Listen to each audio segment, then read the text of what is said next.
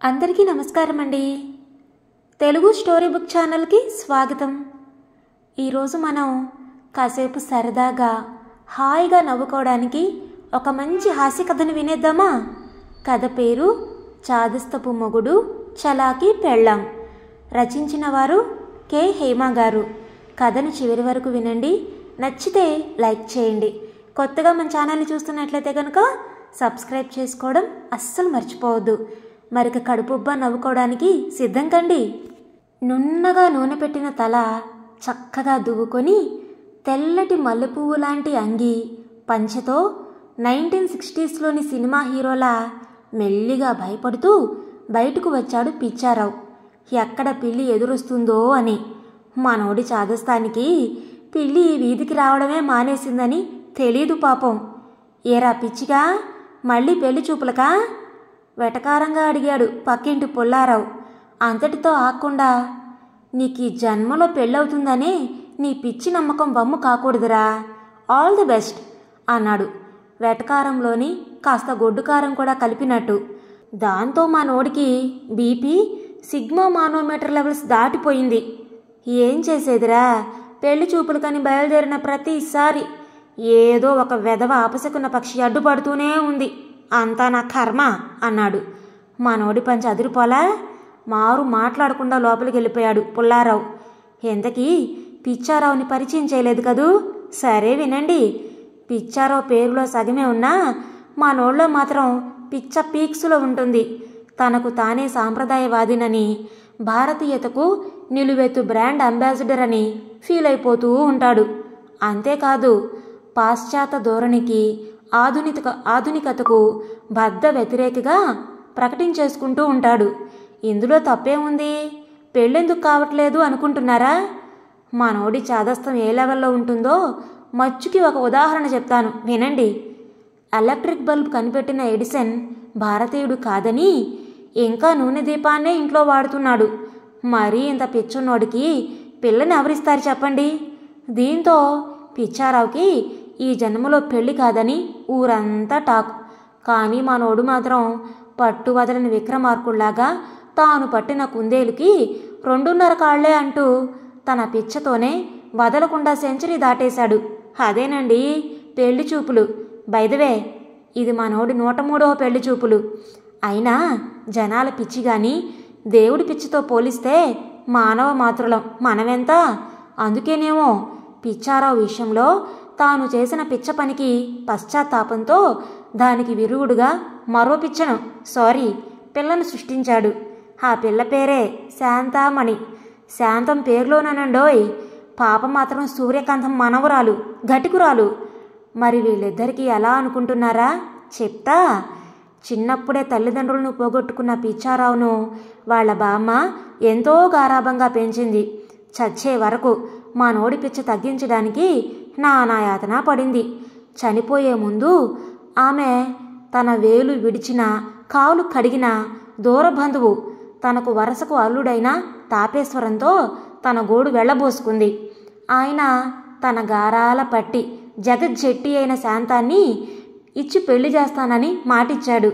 శాంతం మాత్రం తండ్రి మాటలు గుడ్డిగా నమ్మకుండా లేడీ డిటెక్టివ్ లాగా పిచ్చారావు గురించి ఇన్ఫర్మేషన్ అంతా కూపీలాగేసింది. అందులో తేలిందేమంటే పిచ్చారావుకి వేపకాయంత వెర్రే తప్ప ఎలాంటి చెడలవాట్లు లేవని, ఆడవారి పట్ల గౌరవ మర్యాదలు కలవాడని, ఉత్తమ పురుష్ అని రూఢీ చేసుకుంది. అంతే. అతని పిచ్చని కాస్త తగ్గించి సకల గుణ సంపన్నుడైన సోల్మేట్గా మార్చుకోవాలని నిర్ణయానికి వచ్చేసింది. మరి అనుకోగానే కొంగును ముడివేసుకోవడానికి మా నోడు అల్లాటప్ప అప్పారావు గారు కాదు, పిచ్చారావు. మా నోడిని ట్రాప్ చేయడానికి తండ్రి కూతుళ్ళు వాళ్ళ బుర్రలకు బాగానే పనిచెప్పాల్సి వచ్చింది. అందులో భాగంగానే పెళ్ళిళ్ళ పేరయ్య చేతులు బాగా తడిపి శాంతం సాంప్రదాయమైన ఫోటో ఒకటి తీయించిచ్చారు. పిచ్చారావు దగ్గర శాంతం గురించి ఏం చెప్పాలో, ఎలా చెప్పాలో వివరంగా త్రివిక్రమ్ శ్రీనివాసుని మించిపోయే లెవెల్లో స్క్రిప్ట్ రెడీ చేశారు.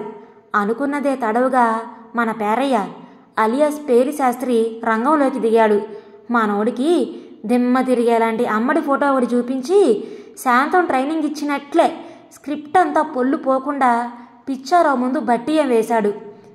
ఇంకేముంది, ఆ ఎఫెక్టు ఇలా పొద్దున్నే పెళ్లి చూపులకి రెడీ అయిపోయి వాళ్ళ బామ్మ ఫోటో ముందు నుంచొని ఇదే తన చివరి పెళ్లి చూపులని, ఈ సంబంధం కుదరకపోతే తను ఈ జన్మలో పెళ్లి చేసుకోనని భీష్మ ప్రతిజ్ఞ చేశాడు. ఎప్పట్లానే తన తొట్టి గ్యాంగుతో తాపేశ్వరం గారి ఇంటికి వెళ్ళాడు. ముందుగా అనుకున్నట్లుగానే పేరుకు తగ్గట్టు తాపేశ్వరం ఇల్లంతా సాంప్రదాయంతో తాపడం పెట్టేశాడు. వెళుతూనే కాఫీలు, కూల్ డ్రింక్స్ బదులు రాగి చెంబులో మజ్జిగ నీళ్లు, అలాగే ఇత్తడి పళ్ళాల్లో సున్నుండలు, జంతికలు ఇవ్వడంతో అన్నీ చూసిన మా నోడికి నోట మాట రాలేదు సుమండి. ఆ మాట ఈ మాట మాట్లాడాక ఫోటోలో చూసిన శాంతం రూపమే కళ్ళ ముందు కదులుతూ ఉండడంతో ఉండబట్టలేక శాంతను చూడాలన్న ఎగ్జైట్మెంట్తో పక్కనే ఉన్న తన ఫ్రెండ్ తొడపైన గట్టిగా గిల్లాడు. మనోడి పిచ్చ ఎగ్జైట్మెంట్కి ఆ ఫ్రెండ్ తొడ మీద సెంటీమీటర్ మందం తోలు లేచిందంటే నమ్మండి. కానీ వాడి ఫ్రెండ్ మాత్రం నలుగురిలో ఉన్నానన్న ఇంగితంతో నొప్పిని భరిస్తూ కిమ్మనకుండా మనోడిని ఒక్క ఉరుము ఉరిమి అమ్మాయిని ఒకసారి పిలిస్తే అంటూ పల్లికిలిస్తూ నసిగాడు. విషయం అర్థమైన తాపేశ్వరం లోపల నవ్వుకుంటూ అమ్మాయిని పిలుచుకురమ్మని తన భార్యకు పురమాయించాడు.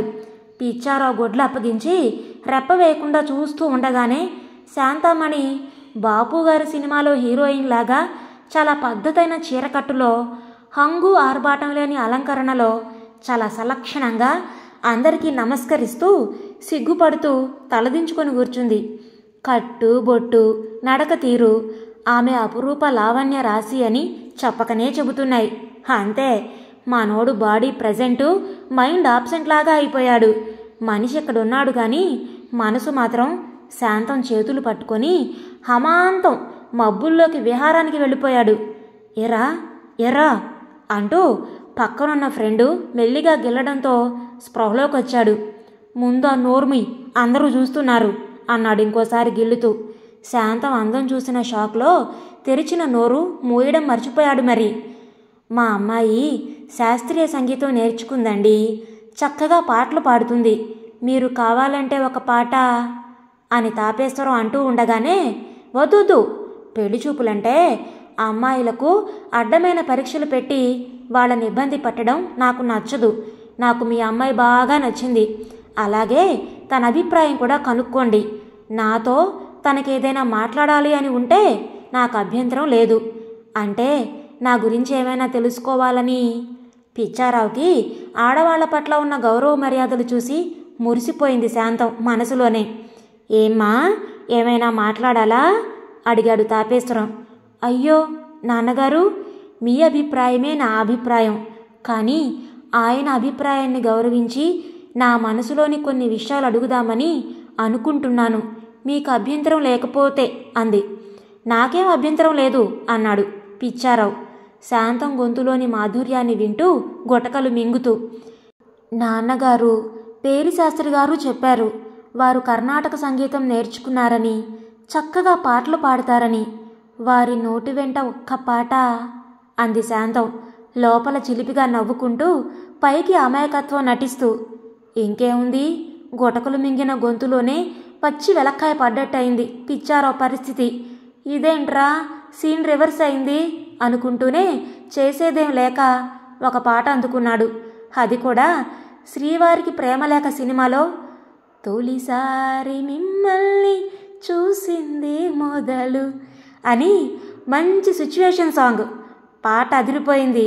కానీ అక్కడ ఉన్నవాళ్ళు మాత్రం సగం మంది షాక్లోనూ, విషయం తెలిసిన వాళ్ళు నవ్వుల్లోనూ మునిగిపోయారు. అంతలోనే పక్కనే ఉన్న శాంతం వాళ్ళ బామ్మగారు, ఏమేవ్ శాంతం, ఆ అబ్బాయి గొంతు అద్భుతం, ఎస్పీబీకి ఏమాత్రం తీసిపోడు, ఏమైనా నువ్వు చాలా అదృష్టవంతురాలివి, మూడొచ్చినప్పుడల్లా వినడానికి మంచి ఎఫ్ఎం లాంటి మొగుడు రాబోతున్నాడు అంది నవ్వుతూ. అది కాంప్లిమెంటో కారం పూసిన కామెంటో అర్థం కాని అయోమయంలో పిచ్చారావు. అంతేనా, ఇంకా ఏమైనా అంటున్నా తన స్నేహితుణ్ణి గట్టిగా గిల్లాడు పిచ్చారావు. అసలే జరిగిన సీన్తో సిగ్గుతో చచ్చిపోతున్న మనోడికి ఇంకా ఏం అడుగుతుందో అన్న భయం పట్టుకుంది. శాంతం మాత్రం మళ్ళీ అదే సేమ్ టోన్లో, అయ్యో నాన్నగారు, ఆయన నాకెంతో నచ్చారు అని మనోడు సంతోషపడిపోయే లోపే కానీ అంటూ దీర్ఘం తీస్తూ కాస్త గ్యాప్ ఇచ్చింది. అంతే, పిచ్చారో కంగారు ఖగోళం అంటింది. బాబోయ్, ఇంకేం అడుగుతుందో అనుకుంటూనే పర్లేదు చెప్పండి అన్నాడు మొహమాటంగా. నాన్నగారు మీరే అంటూ వాళ్ళ నాన్న వైపు చూసి ఏదో సైగ చేసింది. అంతలో వాళ్ళ నాన్నగారు ఏదో అర్థమైనట్టుగా, అది కాదండి, మీ గురించి మేం కొన్ని విషయాలు విన్నాము. మీ ఇంట్లో కరెంటు బల్బు, ఫ్రిడ్జు, ఏసీ లాంటి ఆధునిక సదుపాయాలేవి ఉండవటగా. మీరు వీటన్నింటికీ దూరంగా మరీ ఆదిమవాసిలాగా బ్రతికేస్తున్నారని వారు వీరు చెప్పిన మాటలు విని అమ్మాయి కాస్త భయపడుతోంది. నాకు భారతీయ సాంప్రదాయమన్నా సనాతన ఆచారాలన్నా ఎక్కడలేని గౌరవం, అలాగే పాశ్చాత్య పోకడలపై కాస్తంత ఏహభావం ఉంది. తరాలుగా వస్తున్న మన సాంప్రదాయాలు వదిలిపెట్టేసి ఎవరో కనిపెట్టిన వాటిని వాడుకుంటూ బ్రతికేయడం నాకు నచ్చలేదు అన్నాడు. నాన్నగారు, అన్యదా భావించకపోతే నేను ఒక విషయం విన్నవిస్తాను. ఆధునికతను వంట పట్టించుకోవడం అంటే సాంప్రదాయాన్ని మూటగట్టి మూలపడేయడం కాదేమో నాన్నగారు. కాలంతో పాటు మనం కూడా మారుతూ మన ఆచారాలు పాటించాలి. గీతలో కృష్ణుడు ఏమన్నాడంటే, పాపాలకు భయపడి కర్మను త్యజించడం కూడా పాపకర్మే అట అంటూ మొదలుపెట్టి ఏవో అర్థం కాని పొంతనలేని కామ నిష్కామ కర్మల గురించి మాట్లాడేస్తూ బాగా కన్ఫ్యూజ్ చేసింది. ఈ మాటలన్నీ విన్న కన్ఫ్యూజన్లో ఉన్న పిచ్చారావు తనకి తెలియని విషయం గురించి వాదించి తన తెలియనితనాన్ని నలుగురికి తెలిసేలా చేయడం కంటే తెలిసినట్లు నటించి ఆమెతో ఏకీభవించి ఎవరికీ తెలియకుండా తెలివిగా తప్పించుకోవడమే తెలివైన పని అనుకున్నాడు. మీరు షరతు అనుకున్నా లేక అభ్యర్థన అనుకున్నా సరే, ఈ ఒక్క విషయంలో మీలో మార్పు కోరుకుంటున్నాను. ఏ విషయమైనా ముందుగా మాట్లాడుకోవడం మంచిది కదా. రేపటి రోజున అన్నీ అయ్యాక కయ్యాల కాపురం బాగోదు కదా. అంతే కదండి నాన్నగారు అంది మళ్ళీ అదే అమాయకత్వంతో. మరి అబ్బాయి అభిప్రాయం అంటూ సాగదీశాడు తాపేశ్వరం. పొద్దున్న బామ్మ ఫోటో ముందు చేసిన భీషణ ప్రతిజ్ఞ గుర్తుకు రావడంతో కిమ్మనకుండా తలూపాడు పిచ్చారావు. ఇక కట్న కానుకల విషయానికొస్తే మాకున్న 7 ఎకరాల పొలం ఇంకా అంటూ ఉండగానే ఆపండి అంటూ పెదరాయు లెవెల్లో దిగ్గును లేచాడు పిచ్చారావు. మీకు పేరయ్య గారు చెప్పలేదా నేను కట్న కానుకలకి వ్యతిరేకమని? మా ముత్తాత గారు స్వయంగా వీరేశలింగం గారి క్లాస్మేట్. ఇక మా ముత్తాతమ్మగారైతే సరోజినీ నాయుడు గారి క్లోజ్ ఫ్రెండును. ఇక నా విషయానికొస్తే మీరు మీ అమ్మాయికి ఇచ్చుకునే ఇష్టమైన కానుకల విషయంలో అడ్డు చెప్పను. కానీ కట్నం గిట్నం అంటే మాత్రం మీరు వేరే సంబంధం చూసుకోండి. అంతేకాదు పెళ్లి పేరుతో ఆడంబరపు ఖర్చులకు కూడా నేను వ్యతిరేకిని. మా పెళ్లి రోజు కొందరు పేదలకు అన్నదానం చేయాలి. అంతేకాని అనవసరమైన ఆడంబరాలంటే మాత్రం కుదరదు. ఇది మీ అభ్యర్థనైనా సరే, షరతైనా సరే అంటూ చివరి పంచు తన ఖాతాలో వేసుకున్నాడు పిచ్చారావు. తన కాబోయే భర్త గొప్ప మనసుకి, ఆదర్శ భావాలకి శాంతం మనసులో సంతోషం ఉప్పొంగుతోంది. అలా పెళ్లి చూపుల ప్రహసనం విజయవంతంగా ముగిసింది. మొత్తం మీద పిచ్చారావు కోరినట్లుగానే సింపుల్గా, సాంప్రదాయబద్ధంగా వారి పెళ్లి తంతు కాస్త మమా అనిపించేసి ఊపిరి పీల్చుకున్నాడు తాపేశ్వరం. అది వారి పెళ్ళైన 2వ రోజు పొద్దున్నే తలస్నానం కానిచ్చి పొడవాటి జడలో 4 మూరల మల్లెపూలు తురిమి కొత్త పెళ్లి కూతురు కళ మొహంలో తాండవిస్తూ ఉండగా భర్తను అల్పాహార విందుకు పిలవడానికి గదిలోకి వచ్చిన శాంతం చెయ్యి పట్టుకొని తన వైపు లాక్కుంటూ ఇలా అన్నాడు పిచ్చారావు. శాంతం, ఇలా నన్ను మాటిమాటికి వదిలేసి వెళ్ళకే, నాతోనే ఉండొచ్చుగా. నిన్ను, నీ అందమైన వాలుజడని వదిలి ఉండలేకపోతున్నాను అన్నాడు తన తల్లోని మల్లెల వాసన చూస్తూ. నా జడంటే నీకు అంతిష్టమా అండి అంది సిగ్గుపడుతూ. అవును శాంతం, వదిలి ఉండలేకపోతున్నాను అన్నాడు పిచ్చారావు. అయ్యో, దానికేం భాగ్యం, మీ దగ్గరే ఉంచుకోండి అంటూ ఒక్క ఉదుటున జడలాగి, అది సవరం అన్నమాట, పిచ్చారావు చేతిలో పెట్టి తుర్రుమంది శాంతం. అంతే, శాంతం ఇచ్చిన జడదెబ్బకి కరెంటు షాక్ కొట్టిన కాకిలాగా నిల్చుండిపోయాడు పిచ్చారావు. అల్పాహారం తింటూ కూడా పక్కనే కూర్చున్న శాంతం కేసి తిరిగి కూడా చూడలేదు. లోపలంతా ఫైరు. ఏమండి, మరో ఇడ్లీ అంటూ కొసరి వడ్డించబోయిన శాంతాన్ని వద్దు చాలు అని వారిస్తూ చూశాడు. అంతే, శాంతం మీద కోపం ఫట్టుమని ఎగిరిపోవడమే కాదు, కళ్ళలో 100 LED బల్బుల మెరుపు. కారణం శాంతం కొత్త హెయిర్ స్టైల్. తనకున్న షార్ట్ హెయిర్ని ఫ్రీగా వదిలి చెవులపై నుంచి సన్నగా పాయలు తీసి ఒక చిన్న పిన్తో క్లిప్పు వేసింది. ఆ హెయిర్ స్టైల్లో శాంతం చాలా అంటే చాలా అందంగా ఉండడంతో మనోడి రియాక్షన్ అదన్నమాట. కోపం ఎగిరిపోవడంతో మరో 2 ఇడ్లీలు 2 వడలు లాగించేశాడు పిచ్చారావు సంతోషంలో. శాంతం కూడా అన్నీ గమనిస్తూ అతని పాజిటివ్ రియాక్షన్కి మురిసిపోయింది.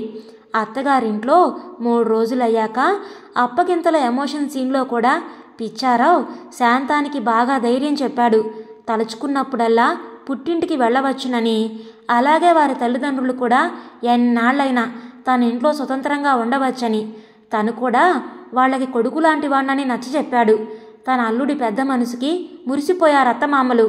అన్నీ అయ్యాక శాంతంతో కలిసి కారులో ఎక్కి కూర్చున్న పిచ్చారావు దగ్గరికి పరుగున వచ్చి ఏదో మర్చిపోయిన వాళ్లాగా జేబులో నుంచి తాళం చెవి తీసి, అల్లుడుగారు తాళం అంటూ ఇచ్చాడు తాపేశ్వరం. అప్పుడే పిచ్చారావుకి గుర్తొచ్చింది, వారం క్రితం తన మామగారు ఇంటిని రెడీ చేయిస్తానని తాళం చెవి తీసుకున్న సంగతి. తన ఇంటిని ఏ గతి పట్టించాడో ఏమో అనుకుంటూ ఆలోచనలో పడ్డాడు. అంతలో ఇల్లు రానే వచ్చింది. కారు దిగ్గానే ఇంటిని చూసిన పిచ్చారావు షాక్ అయ్యాడు.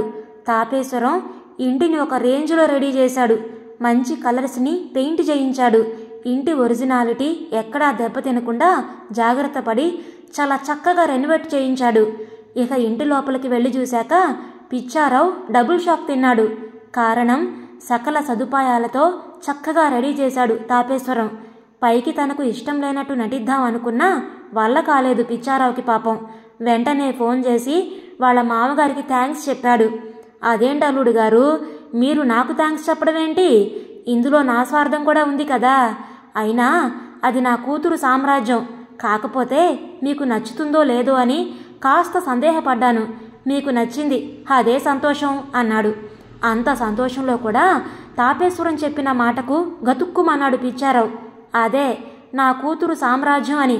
నిజమే, శాంతం ఇంకెన్ని ట్విస్టులు ఇవ్వబోతుందో అని లోపల చిన్న భయం ఉంది పిచ్చారావుకి. కొత్త కాపురం సజావుగానే సాగుతున్నా శాంతం ప్రవర్తన మాత్రం వింతగా తోస్తుంది పిచ్చారావుకి. ఎందుకంటే పొద్దున్నే లేచి చక్కగా తలస్నానం చేసి ఇల్లంతా శుభ్రం చేసి మంచిగా చీర కట్టుకొని తులసికోట దగ్గర పూజలు చేసే శాంతం సాయంత్రం అయ్యేసరికి స్లీవ్లెస్ శాటిన్ నైటీలు ఇంకా గ్లామర్గా ఉండే డ్రెస్సింగ్తో మతి పోగొడుతోంది.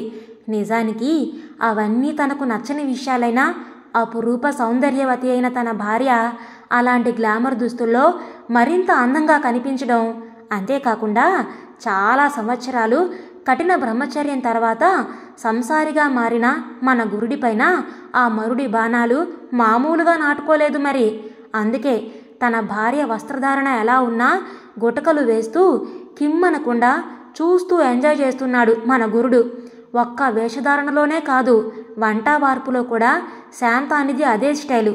పప్పు, సాంబారు, ఆవకాయ, పప్పుల పొడులు, పిండి వంటలు అద్భుతంగా చేసే శాంతం కాంటినెంటల్ డిషెస్ కూడా అంతే టేస్టీగా చేసి అదరగొట్టేస్తుంది.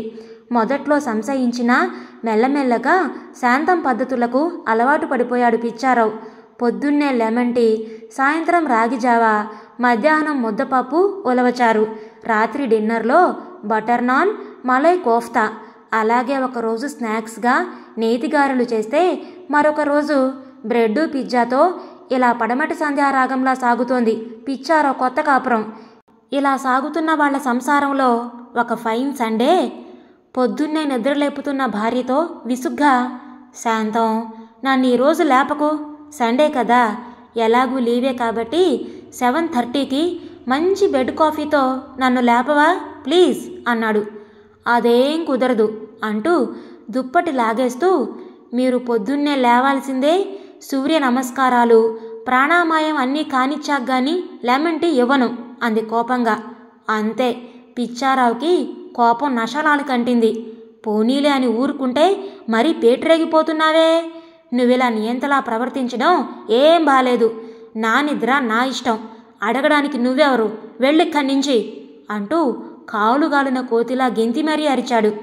పిచ్చోళ్ళ అమాయకంగా కనిపించే అతనిలో ఆ రౌద్రరసం చూసిన శాంతం కళ్ళలో నీళ్లు గిర్రున తిరిగాయి. అతనిలో ఇంత తిరుగుబాటుతో తను ఎక్స్పెక్ట్ చేయలేదు. మాట్లాడకుండా వెళ్ళిపోయింది శాంతం. పిచ్చారావు కోపం మాత్రం తగ్గలేదు. గంటపాటు ఆ ఇంట్లో నిశ్శబ్దం ఆవరించింది. కోపం తగ్గాక పిచ్చారావు తాను తొందరపడ్డాడని అర్థం చేసుకున్నాడు. శాంతాన్ని పిలిచాడు. శాంతం, శాంతం అంటూ. కళ్ళల్లో సుడులు తిరుగుతున్న నీళ్లు దుడుచుకుంటూ ఎదురుగా నిల్చుంది శాంతం. అది కాదు శాంతం, నువ్వేం చేసినా ఎలా ఉన్నా నేను కాదనట్లేదు. ఎందుకంటే నీ అభిప్రాయాల్ని గౌరవించాలని నాకు తెలుసు. నువ్వు చేసేవన్నీ నాకు నచ్చుతున్నాయి కూడా. అలాగని నువ్వు నన్ను మరీ కీలుబొమ్మలా ఆడించడం, నా స్వేచ్ఛను హరించేలా ప్రవర్తించడం మాత్రం కోపం తెప్పించాయి. అందుకే అలా అరిచేశాను. క్షమించాలి. మిమ్మల్ని ఎప్పుడూ కీలుబొమ్మలా ఆడించాలి అని అనుకోలేదు. అధికారం చేయాలని భావించలేదు. అనుకూలవతిలా ఉండాలనే అనుకున్నాను. ఆధునికతలోని ఆనందాన్ని, సౌకర్యాన్ని మీకు రుచి చూపించాలని తాపత్రయపడ్డాను. మీకు పెళ్లి చూపుల నాడే విన్నవించాను. ఆధునికతను వంట పట్టించుకోవడం అంటే ఆచార వ్యవహారాలు, సాంప్రదాయాలు మూటకట్టి మూలపడేయడం కాదని. మీలో నేను కోరుకున్న మార్పు వచ్చింది, కానీ మీరింతలా మారిపోతారు అనుకోలేదు. సూర్యోదయానికి ముందే లేచి సూర్య నమస్కారాలు, ప్రాణాయామాలు, యోగాసనాలు చేసే మీరు గత వారంగా అవేవీ చేయడం లేదు. పైగా మీలో బద్ధకం, మీ ఆచారాల పట్ల అలసత్వం రోజురోజుకి పెరగడం గమనిస్తున్నాను. అందుకే కాస్త కటువుగా మీతో అంది. నేను మీలో చాదస్తాన్ని చెరిపేయాలనుకున్నాను, కానీ మీలో జీర్ణించుకుపోయిన మన సంప్రదాయాల పట్ల గౌరవాన్ని కాదు. నిజానికి నేను మీలోని ఈ విషయాలు నచ్చే ఏరి కోరి మిమ్మల్ని పెళ్లి చేసుకున్నాను. ఏంటి? ఏరికోరి పెళ్లి చేసుకున్నావా? అదేంటి? మన పెళ్ళి పేరిశాస్త్రి గారు కుదిర్చారు కదా? ఆశ్చర్యంగా అడిగాడు పిచ్చారావు. లేదండి, నిజానికి ఏం జరిగిందంటే అంటూ జరిగిందంతా వివరించింది శాంతం. మీ ఆదర్శ భావాలు, ఆడవారి పట్ల మీకున్న గౌరవ మర్యాదలు నన్నెంతో ఆకర్షించాయి. అందుకే మీలో చాదస్తం అనే చిన్న మచ్చను చెరిపేసి మిమ్మల్ని నిండు చందమామలా మార్చి ఆ వెన్నెల్లో తడిసిపోవాలని ఆశపడ్డాను అంది కళ్ళ నీళ్లు తుడుచుకుంటూ. అమ్మో అమ్మో, ఎంత డ్రామా! తండ్రి కూతుళ్ళు సామాన్యులు కాదు. కానీ నువ్వు నన్ను ఇంతలా ఇష్టపడి నా వ్యక్తిత్వాన్ని గౌరవించి పెళ్లి చేసుకున్నావా? నేనెంత అదృష్టవంతుణ్ణి! నిన్ను అర్థం చేసుకోకుండా నిన్నెంతో బాధ పెట్టాను. క్షమించు అన్నాడు పిచ్చారావు. ఇన్నాళ్లకి తన భర్తతో నిజం చెప్పినందుకు, తన భర్తలో తాను కోరుకున్న మార్పు వచ్చినందుకు సంతోషపడింది శాంతం. మరుసటి రోజు మార్నింగ్ మంచి మూడ్లో లిటిల్ సోల్జర్స్లోని ఫ్యామిలీ సాంగ్ని ఎంఎం శ్రీలేఖ లెవెల్లో గమకాలతో సహా పాడుతూ ఎంజాయ్ చేస్తున్న పిచ్చారావు ఫోన్ రింగ్ అయింది. హలో అంటూ ఫోన్ తీశాడు. అవతల వైపు నుంచి హలో, మిస్టర్ పిచ్చారావు గారా అన్నాడు. No, I am just mister Rao అన్నాడు పిచ్చారావు. నిన్న జరిగిన సీన్తో తనలోనే కాకుండా తన పేరులో ఉన్న పిచ్చి కూడా తీసేయాలని డిసైడ్ చేసుకున్నాడు మరి. కానీ ఆ విషయం ఎదుటి వ్యక్తికి ఎలా తెలుస్తుంది అన్న లాజిక్ వదిలేశాడు. అవతల వైపు ఉన్న వ్యక్తి సారీ అండి, రాంగ్ నెంబర్, పిచ్చారావు గారికి చెయ్యబోయి అని ఫోన్ పెట్టేస్తూ ఉండగా అంతలో తేరుకున్న మా నోడు హలో, నేను పిచ్చారావునే మాట్లాడుతున్నాను. కాకపోతే నిన్నటి నుండి నా పేరు నుండి పిచ్చాను డిలీట్ చేసి ఉత్తిరావుగా మార్చుకున్నాను అన్నాడు తన పిచ్చి తగ్గలేదు అని నిరూపిస్తూ. అయినా మా నోడి పిచ్చి గాని పుట్టుకతో వచ్చిన పిచ్చ అంత తేలిగ్గా పోతుందా? అవతల వారికి ఈ విషయం బాగా అర్థమైనట్టుంది. సార్, మీ ఫ్లైట్ టికెట్ కన్ఫర్మ్ అయింది. బుధవారం మార్నింగ్ 7:30కి ఫ్లైటు. మిగతా డీటెయిల్స్ అన్నీ మీ వాట్సాప్ నంబర్కి పంపిస్తాను. హ్యాపీ జర్నీ మిస్టర్ ఉత్తిరావు గారు అంటూ వెటకారంగా ఫోన్ పెట్టేశాడు అవతల వ్యక్తి. చిన్నబుచ్చుకున్న తన భర్త ముఖాన్ని, ఈ సంభాషణను అంతా పక్క నుంచి గమనిస్తున్న శాంతం, ఏమిటండి మిస్టర్ ఉత్తిరావు గారు, ఏదో ఫ్లైటు గీటు అంటున్నారు, ఏంటి విశేషం అంటూ అడిగింది సరదాగా నవ్వుతూ. శాంతం కూడా అలా అనేసరికి హుడుక్కున పిచ్చారావు వెంటనే నవ్వుతూ చెప్పాడు, మై డియర్ శాంతం, ఒక్క వారానికి సరిపడే బట్టలన్నీ సర్ది పెట్టేసేయి. మన హనీమూన్ ట్రిప్కి ఫ్లైట్ కన్ఫర్మ్ అయిందన్నాడు సంతోషంగా. శాంతం కూడా సంతోషపడిపోయింది. పిచ్చారావు మనసులో వాళ్ళ బామ్మను తలుచుకున్నాడు. బామ్మ, ఎక్కడున్నావే? చచ్చిపోయే ముందు కూడా నా గురించి ఎంతలా ఆలోచించావు? నాకు తెలుసు ఎక్కడున్నా నువ్వు నా గురించే ఆలోచిస్తావని. నా జీవితంలో అంతులేని సంతోషాన్ని, శాంతిని నింపావు. థ్యాంక్సే బామ్మ అనుకున్నాడు ఎమోషనల్గా. కట్ చేస్తే అర్థం కాలా?